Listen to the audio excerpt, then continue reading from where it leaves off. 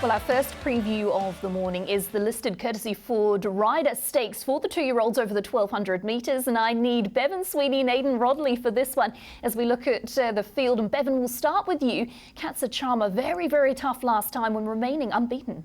Yeah, absolutely, Emily. The debut performance was a cakewalk at Otaki. I think that's a big point of difference for it.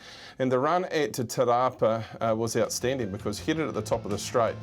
But gee, it was tough. Under a strong ride by Danielle Johnson, came back underneath the leader, and that was Burgundy Dancer. There's 4 horses out of this race going into this year's Ryder, and there wasn't a lot across them. So you have to pick your spot whether there is any value around Katsa Charmer. There's value in the pedigree going forward for sure, because this horse will continue to win some nice races. Here's the replay of the run at Te Rapa. In front at this stage, Burgundy Dancer goes up outside it, and you think, well, it's beaten. Not this little horse. These are the traits that you'll find from Alex Sharrock runners. They do not sit down on their efforts, kick back the inside. Does this take the edge off the horse? It was such a tough run. Not out of this barn, they just continue to train on. So it was a really good effort going forward into the Ryder.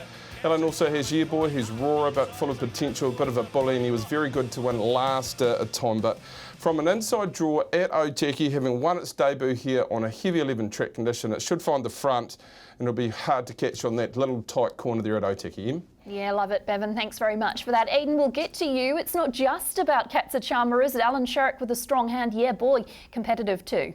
Yeah, absolutely. I had a chance to have a talk to Alan about them yesterday. He said it's uncommon to see 2-year-olds doing what Katsa Charmer did, so that's tenacity to come back and beat. Obviously, Treasure State ran third in that race and came out and won really impressively at Te Rapa last week. But we're focusing in on this horse now, Yearboy, who's my top selection in the race. A horse who had been to the trials a couple of times before this, won them both really impressively.